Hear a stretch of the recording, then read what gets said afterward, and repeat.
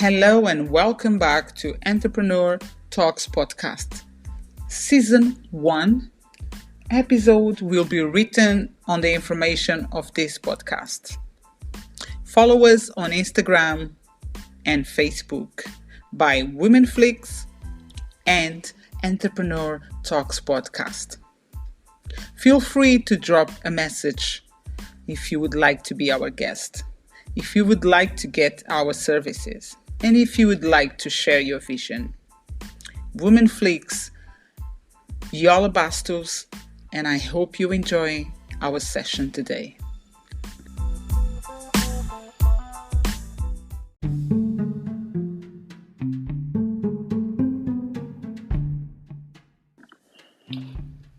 Her name is Serena Walton, my guest for the podcast today.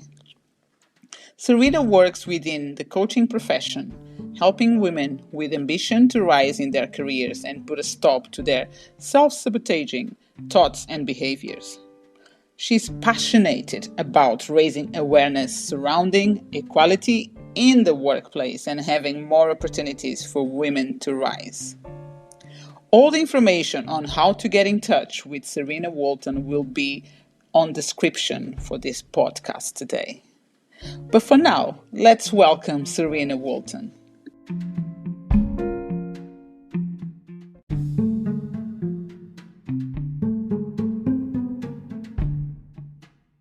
Hello, Serena, and welcome. Hello. Welcome to my podcast. I'm so glad that you're here. Thank you so much for this opportunity.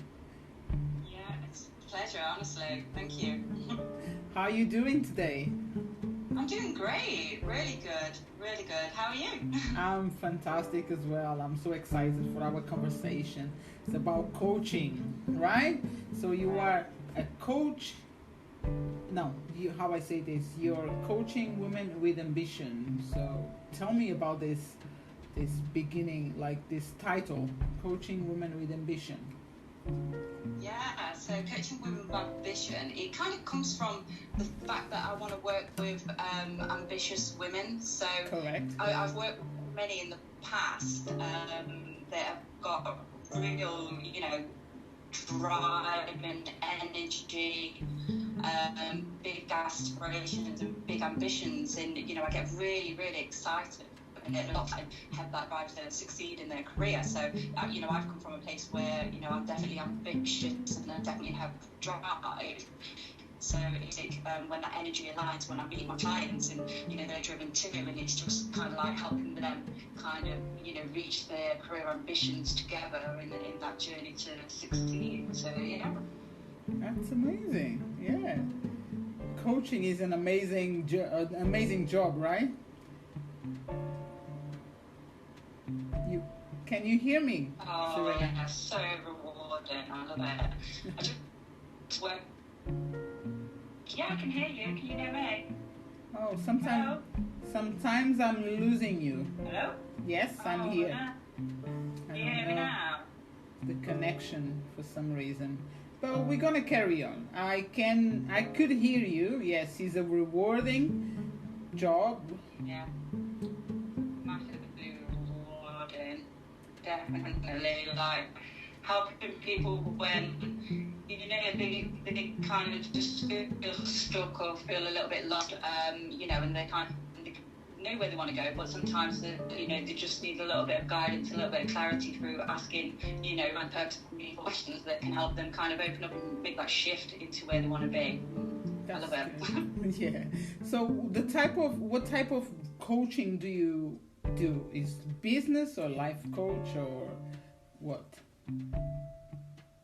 It's mainly business, so it's mainly for women in their careers, so it's mainly the kind of like professional side. Sometimes we talk about the personal lives as well, because there could be certain kind of blocks that they have or have in their lives stopping them from progressing within their career. So it depends on the person, it depends on their current situation to where we'll go with it. Yeah, the main goal is to kind of get them to rise within their career, so that's where we tend to focus mostly.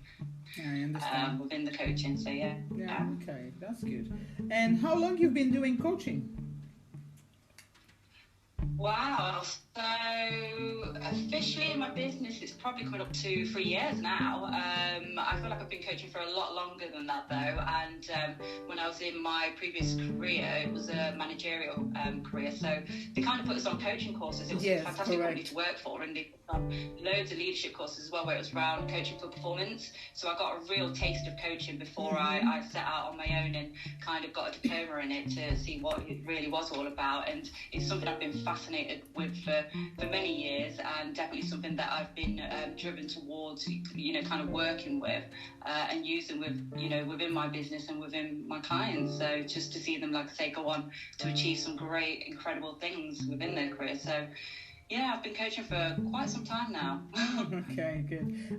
I believe like coaching in our lives is always happening. We didn't bring as you as a coaching, like now you do coaching for living, you help other women, but back in the days, because you said your previous work was in management, so you were coaching people because we as a coaches, we leading people, we help, we support them, right?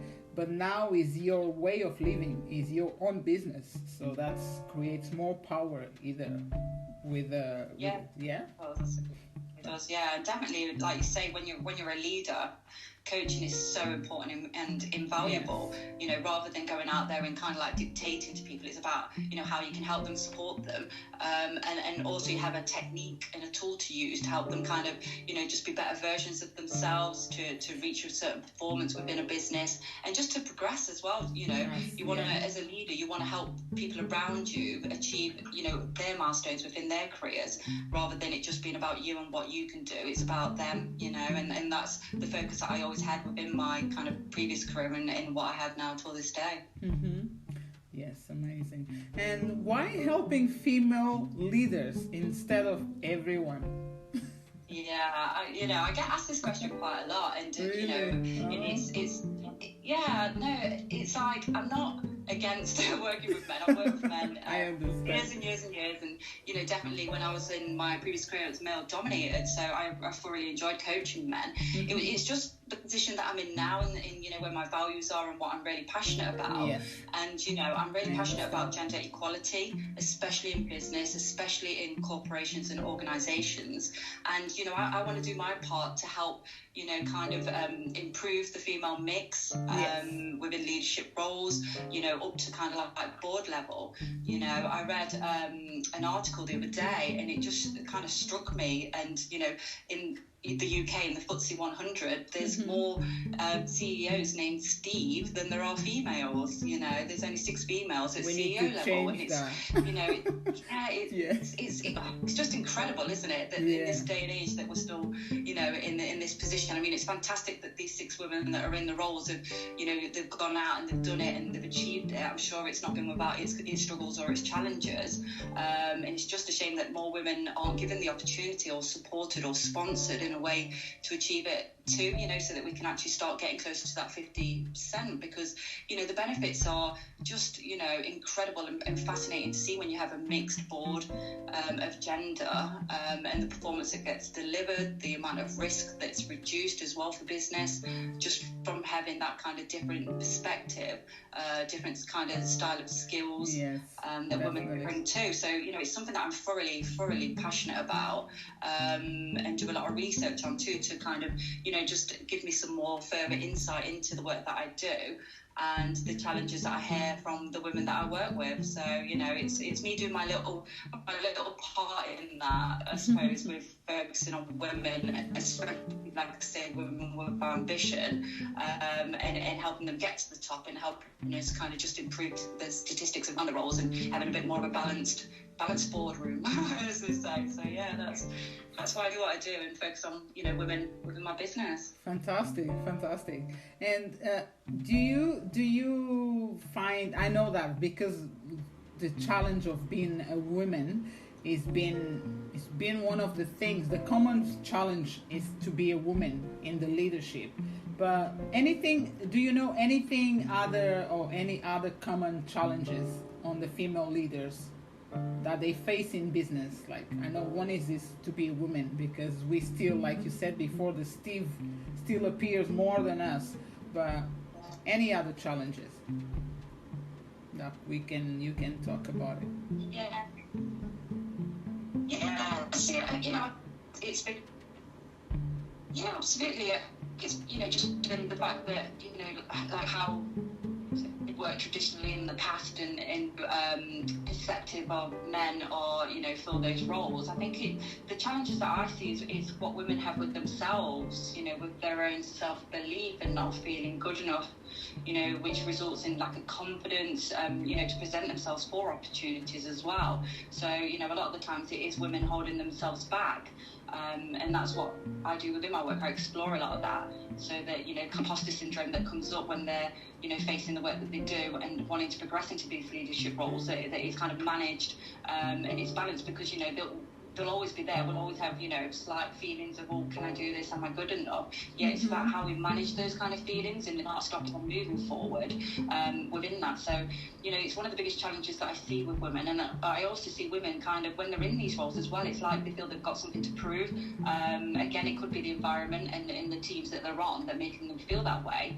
Yeah, a lot of them is because, a lot of women hold, they have a lot of high standards as well. So they'll work twice as hard as their male counterparts to ensure that they get things right as well. So yeah, I see a lot of that. I think a lot of it as well is balancing responsibilities, especially if you're a working mother. It can be really, really tough, especially when you're focusing on your career and you've got young children at home. The guilt is real, and I've got a young child myself, and I even have that guilt sometimes. You'll be working away at all hours, and you feel guilty because you want to spend time with them, and then when you do spend time with them, you feel guilty because you feel like you should be working more and progressing more and doing more, and it's all about how do you have it all and how do you get the balance right. And like I say, I know that we can be our own worst critics around that and make ourselves feel really guilty. And it's about exploring that, and also exploring within organisations how they can embrace it better by giving better kind of childcare opportunities, better flexible working. So it's about how we work together. So females as themselves with this feeling that we carry, as well as organisations being able to recognise this and kind of reaching out and saying, I don't want this to hold you back. What can we do to work with you and support you so that you can have both? Yes. It is possible. It's just about having that open conversation to start, the ball rolling, in the sense of, how do we support each other within this? To make it more equal and make women feel more comfortable going back to work, as well as raising a family. Yes, that's correct. And I also I want to add something, because our society, our culture, we've been raised and we've been created like this. Like, we don't go work like as a man. We stay at home, and the woman was always been someone that stays at home and cooks and cleans and do all these duties, even if she's going for work, but she's the main one at home. And these days is different, and that's why I think we struggle more sometimes, because we're so used to be like that, and now we are different. We're making the difference, and we want to get to the same level like men. What do you think about that? I think. Yeah, I agree. We're still kind of stuck in that way of stereotypical thinking around gender roles, and our part to play in that. I think there's more conversations being had about it. There's more awareness being raised. There's more women now having just as good and strong careers as their male partners. There's more conversations around that unity and having a partnership with your partner, rather than it being I'm the female, I'm the mother, and I take on all these other responsibilities. There is more partnership now within relationships and moving forward, and it's great to hear. Yet I still believe that no matter how much partnership there is, a woman will always still take on a little bit more within that role, because of, like you say, the stereotype or the traditions or how we've been raised, that we will take on a little bit more. And until that starts changing through the generations of that, that partnership being really, really clear. And, and it's again, it's how we raise our boys as well. I've got a young boy, and I'm very conscious of how I'm raising him, so that he knows that it's a partnership, and he has to contribute with the kind of life admin at home and looking after children and responsibilities, as well as supporting your partner within their career. And it works both ways. So I'm very conscious of that with my son, and how I'm raising him, so that he can be part of the next wave of generation, where we can start seeing it more equal, and supporting each other to kind of like have a career, as well as be a really incredible parent too. Amazing. Well done. That's really good. That's really good what you're doing with your kid, with your boy. Other thing now just came to my mind is about it's just a question about how do you do your coaching? Do you do is online coaching? You do live coaching, like you go you sit down with people, or you just based online? It's a mixture, really. Okay. I've been lucky enough recently to have quite a lot of local clients. So if I have local clients, then I love to meet with them in person. Yes. Some of the work that I do, which is around the emotional freedom technique, is just so powerful when you're in person with someone, working through some energy shifts and some blocks, and helping them build confidence with some positive affirmations through it. So it works even better when you are in person. It still works effectively when you're not. It's my kind of preference. Yet I have had clients where they have been online, or just through a telephone call. So it depends on what works for them as well, and what's more convenient, because sometimes people will have coaching sessions in between work, so they might not be able to come out of work, so they can, they might be able to find a quiet space where they can have a conversation without distractions. And I just see what works for them as well. Yeah. So I do a mixture. It's really good for my listeners to know if you do live as well as online, because some coaches, they just do online because that's the way they work. But I'm glad that you do live and any online. I've traveled to see my clients. So like I say, I thrive when I'm in person with someone, so I will go out my way if I can. Again, if they want to do that, I've traveled throughout the UK as well to meet my clients, even if it's just once, and then the remainder of the sessions are online. It's just nice to have that in-person connection. Amazing. That's really as good. Much as we can, but like I say, I know that if it's not convenient for people, then we work around that. So yes, you arrange all the way, like no matter what matters, what works for both of you. Yeah. So you said you spoke a little bit about emotional freedom technique. Tell me more. What is this? Describe your emotional freedom technique. Yeah, what can I say about EFT? So emotional freedom technique, honestly, it changed my life, emotional freedom technique.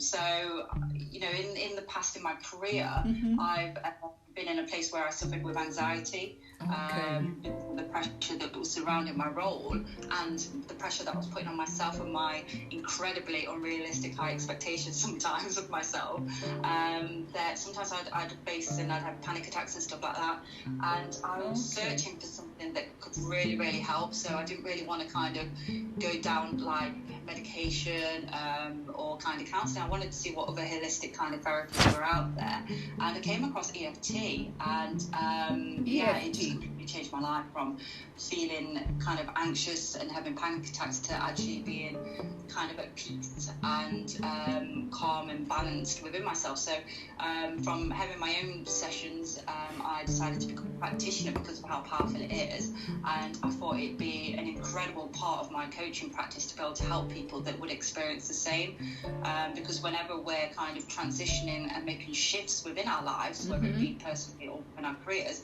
some fears will come come up. You know, when you're coming out of your comfort zone, it's natural, isn't it? You feel anxious, you can feel nervous, you can even, like I say, if you stretch too far, you can fall into your panic zone. So it's a really good tool to use with my clients, and it's based around, it's similar to acupuncture, but luckily without the needles. So it's based on like your meridian points, so your energy points within your body, and you literally just use like your fingertips to tap on the points. So you'll do it in kind of like a rhythmic sequence, following like a pattern. Yeah, what we'll do is we work on like a certain event or situation that you might have locked within your subconscious as such, that's holding you back. So an example could be you was doing a presentation and you froze. So now that happened to me before. Yep, stopping you from doing more in the future as such, or putting yourself forward for, you know, speaking opportunities and stuff like that to grow. So we work through that one particular event that you experienced, and we work on the energy that comes up from that. And there'll be certain peaks within that situation, that event, that we work on to help bring the balance back within your energy, to restore it. And it kind of just releases that negative tension and, like I say, trapped energy in your body. And it's just amazing when it happens, the shifts, the emotions that come out, to then work on how we can build confidence on the back of that. So it's kind of like saying it's okay, we're bringing the peace in, and now we're going to work on steps to build your confidence on the back of that. So it's an amazing tool and technique, and like I say, it's changed my life, and I know it's changed my clients' lives as well with the transformation for me.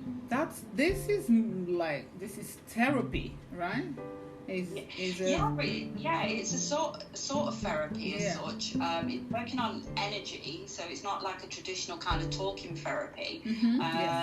It's like, it uses NLP as well. So a guy called Gary Craig, he developed it, like I say, based on acupuncture meridian points, the power within that, and he realised that actually just by tapping on these points, so you don't have to, you know, stick needles into your body, even though obviously acupuncture is very effective. You can just, by using fingertip tapping and working through events, so like I say, the peaks in emotion, so by reducing that and then seeing the shift in energy and using NLP, so positive kind of language at the end of it, to affirm a different kind of belief. So it's just changing your beliefs as well, that are trapped within our subconscious, that kind of operate without us knowing sometimes as well. So like I say, it's incredible, and it's so fascinating. I still get fascinated by it now when I see the shift, and I use it as well. If I'm moving out of my comfort zone, and I feel a little bit anxious, or feel a fear come up, or a certain belief that, you know, a limiting belief that might be holding me back in some way, I will use EFT, no doubt, you know, to kind of bring myself back down, bring in the balance, and, you know, set myself up with confidence in like a positive affirmation kind of way. So yeah, it's incredible. This is amazing. I'm like, wow. I could all day. So when your clients, they all get, most of them, of course, if they need, they will get this treatment, like this practice, like they will learn something, and you will help them so deeply, because this is a deep, more than coaching. We go deeper, because I remember I had a situation in my own life that I froze myself. I wait so much for that opportunity, and on the day when I was in that room, I just blocked. I couldn't talk, I couldn't do anything, and that made me frozen for years in terms of applying again, if I make sense. Took me years. It took me years to come back, because I read, and then after that, the reason I came out of that fear was NLP. I read a book, and I was having therapy, and everything changed, because I switch off from that place where I was with fear about to be able to talk, and I'm like, wow. Your coaching is amazing. It includes a really valuable technique. Yeah. These are the real life things, though, aren't they? These are the real life challenges that we all experience. You know, we'll all have a point where, you know, we were working through our career, and like I say, we're coming out of our comfort zones, and, Yes. and something like that can be huge. You know, I had a similar experience to what you faced, and you know, it held me back as well for years within my career. Whenever anyone spoke about being put in a situation where I'd have to present and stuff, I'd just be like, I'd freeze up just by like a trigger word. Do you know what I mean? I'd just hear a word and I'd be like, oh, I can't do that, you know, kind of thing. So these things can be massive in someone's career, withholding them back, and it's a hard thing. It's so difficult because you want to be progressive, you want to have more, you're ambitious, you're driven, yet you might have this part of you from this one bad experience that holds you back. And you know, and it can be so painful. It can keep you up at night, it can do everything, do you know what I mean, in that sense that holds you back. So that, you know, I would encourage anyone that if you are feeling that way, go out and find something that works for you to work through it, because it is possible. You know, like you've said, through NLP or EFT, it is possible to work through it, to have a transformation, and to get yourself back out there and take on, you know, these opportunities. You'll be doing things that you once thought was impossible to do. Believe me, if you work on it, there are ways to do it. Just find the way that works for you. And the thing, and one thing was like, I knew that I could do it. You know that you can do it, but you can't leave that blocking. It was like talking about now. It's just amazing. Like coming back to remember this and coming to the today for our today. And I'm like, yes, you know, I always knew that I could be doing that thing. I could be talking, I could be moving, I could be doing anything that was supposed to be done that day, but I blocked, and that's it. And I was blocked for years. Wow, I'm so and it's like it destroys you piece by piece as well, doesn't it? Like you say, you know that you could do that. Do you know what I mean? And then you've just got this one bad experience, and it can destroy you. Do you know what I mean? And that's what I'm saying. Like, just find something that works for you, because you know there are ways to work through it. There are ways to you know, kind of reduce that pain that you feel towards it and get better at what you're doing. Do you know what I mean? To carry on and have the career that you want. There really is ways, you know. Amazing. Wow. Thank you so much. This is amazing. That's why I love podcasts with amazing. I've been having conversations with amazing women around from a different type of business, and I'm more and more like happy, because I'm learning so much, and I'm having the opportunity to listen this experience and these different things that are happening through the world and through women. It's amazing. Thank you, Serena. It's amazing what you're doing. You know, you're getting people to share their voice and share their experience. Do you know what I mean? And that's the thing that people need right now. They need to be able to relate to each other and say, I'm not alone in this. That's so true. You know, it's and to know that you know you're not the only one. There are people that have felt the way that you're feeling right now, and like I say, there are ways to transform and get even better. Honestly, very, very good. So, last question, but not the last time I speak with you, I'm sure. So, where people, or how can they find you? Yeah. This is for the listeners. It's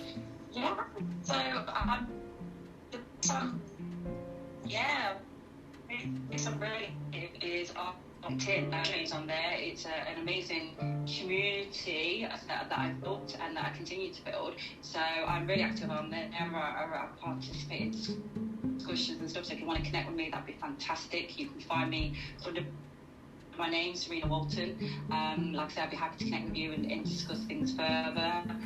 And just get involved, you know, participate in some great challenging concepts around there where you can develop and go on to achieve what they want. So you can find me there. I've got a website which is www.coachingwomenwithambition.com, and I've also got a Facebook page which is under, again, www.facebook at Coaching Women with Ambition. So, yeah, so them three places really that I'm mostly visible and active. So yeah, come join, come like, share, you know, whatever it is that you like to do, and I look to see you there.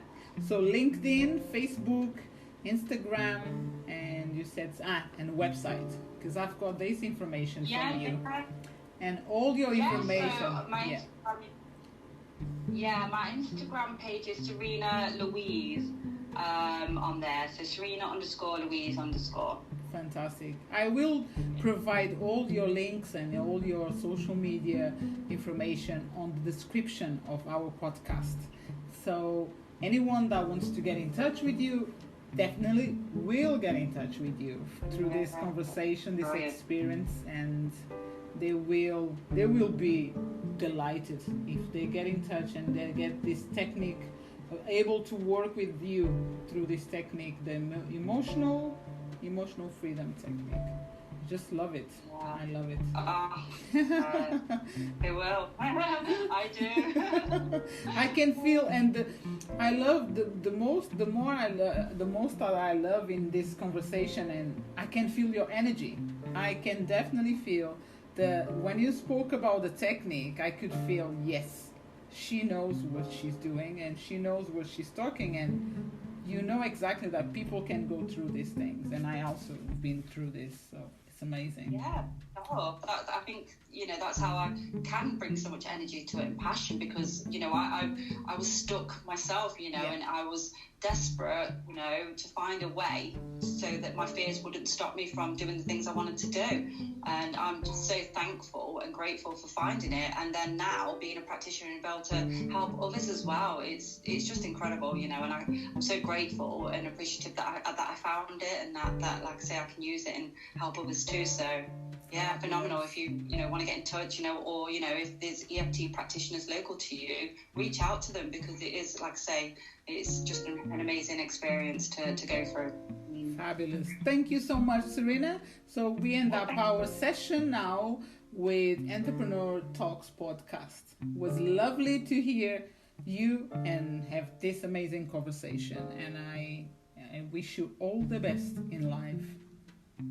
Oh, thank you. Thank you so much. I really enjoyed it. Thank you.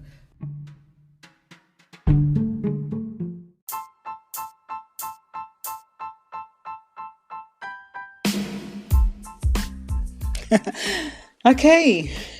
I just want to say thank you. Thank you for listening our podcast session today. If you would like to come back and listen again, you can find us on Anchor, you can find us on Spotify, you can find us on Apple iTunes. You can also go through our pages on Facebook or Instagram, and they will be there.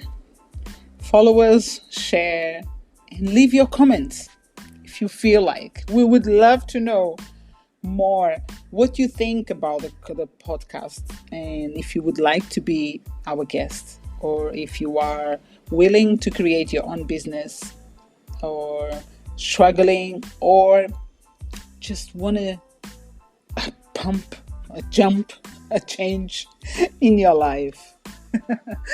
Okay, speak with you soon. Take care. Bye. See you next week.